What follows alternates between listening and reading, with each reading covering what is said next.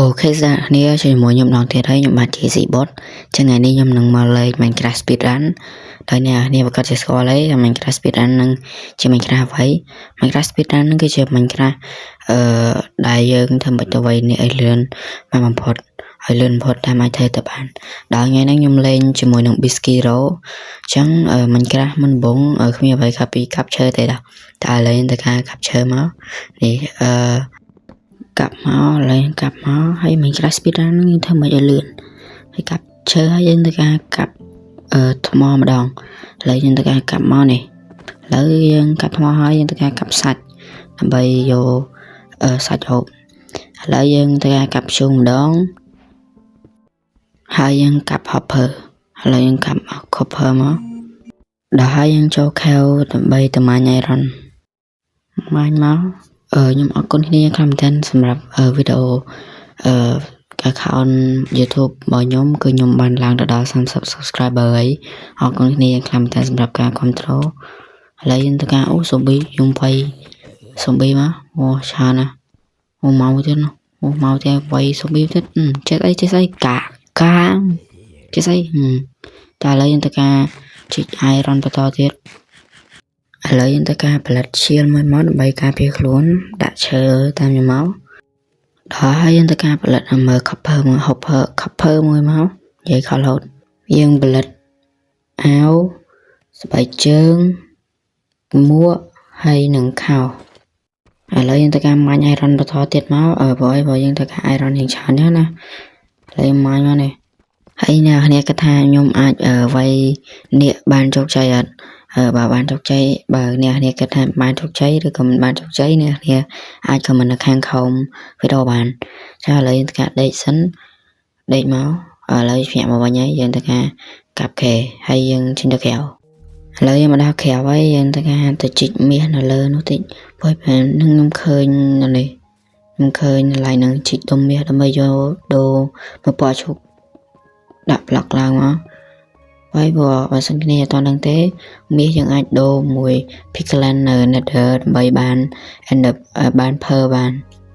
ឡូវគ្នាខ្ញុំសង់ portal ហើយឥឡូវនៃការទៅ portal ទៅ nether មកហើយខ្ញុំបែងចែកភារកិច្ចមួយគ្នាខ្ញុំដោយគ្នាខ្ញុំទៅហៅ blast rod ហើយខ្ញុំទៅ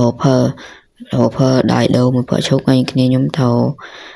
blast rodដើម្បីយក blast rod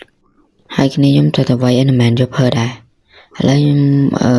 ដូរពណ៌ឈូកបាន13ពេលអត់បាន record ព្រោះចាំយូរពេកឡើង1ម៉ោងជាងកន្លះម៉ោងជាងឥឡូវយើងចុះទៅមើលឃើញចុះទៅមើលបាន16ឥឡូវយើងទៅការទៅក្រៅវិញមកចង់ដឹងថាគ្នាខ្ញុំហៅបាននៅកន្លែងហ្នឹងគឺខ្ញុំកាត់មកអស់ហើយព្រោះវាយូរពេកណាហើយគ្នាខ្ញុំបានហៅមកដល់នេះដល់ strong hole ហើយចុះទៅកោមកហើយកន្លែងខ្ញុំកាត់ច្រើនមែនព្រោះខ្ញុំអាហ្នឹងគឺ4ម៉ោងខ្ញុំលេងអាហ្នឹង4ម៉ោងហើយខ្ញុំហៅពីអ្នកមិត្តភក្តិខ្ញុំមុំគ្នាខ្ញុំហៅមុំហៅកន្លែងវាយនេះបានគឺ4ម៉ោងសរុបវីដេអូទាំងអស់នឹង4ម៉ោងហើយពេលខ្ញុំកាត់ឲ្យគ្នាខ្ញុំមើល5នាទី6នាទីឃើញពេលខ្ញុំបាយzombieហ្នឹងគ្នាយើងអាចចូលទៅចុច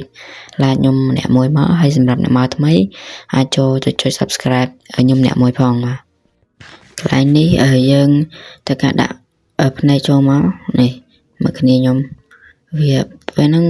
វាបានភើ3 stage ខ្ញុំបាន1 stage អញ្ចឹងវាគប់ចោលយ៉ាងមើលគប់ចោលឡើងទៅការដាក់មក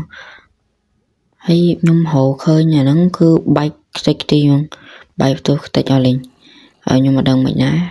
ហៅឃើញភ្លាមបែកខ្ទេចហើយយើងហក់ទៅអស់គ្នាទៅឥឡូវយើងទៅការទៅវាយបាញ់ពួកអស់នោះចោលសិនឥឡូវយើងបាញ់មកបាញ់ព្រួញបាញ់អានោះអស់សិនកុំឲ្យឈាមនេះវាឡើងបែកមួយហើយឥឡូវគ្នាខ្ញុំវាយឲ្យអស់ខ្ញុំឲ្យគ្នាខ្ញុំវាយអស់ឥឡូវទៅការវាយនេះម្ដងការវាយមកហក់វាយខំនេះមកតតែកាត់ចោលហើយខ្ញុំដាក់តែប៉ុណ្្នឹងវាយូរឥឡូវគ្នាខ្ញុំដាក់ខេបន្ទូណាឥឡូវទៅការចាំកន្លែងនេះព្រោះចាំអ្នកចំមកឥឡូវវាយទៀត với nè thêm không taពេលហ្នឹងគឺខ្ញុំស្ដាយខ្លាំងតែខ្ញុំអត់បាន record ពេលដោយសារវាយអ្នកយូរពេកហើយអ្នកគ្នាមើលតែ level ខ្ញុំទៅដឹងហើយថាខ្ញុំវាយអ្នកងាប់ឬក៏មិនងាប់អញ្ចឹងវីដេអូរបស់យើងចប់ត្រឹមតែប៉ុណ្្នឹងអរគុណគ្នាយ៉ាងខ្លាំងតែសម្រាប់ការមើលវីដេអូនេះពីដើមរហូតដល់ចប់អរគុណខ្លាំងមែនទែនហើយរយៈពេល5ថ្ងៃទៅខ្ញុំអាចវាយអ្នកបានមើលថា day player អញ្ចឹងអរគុណគ្នាមែនទែនគ្នាយ៉ាងខ្លាំងតែសម្រាប់ការមើលវីដេអូនេះបាយបាយ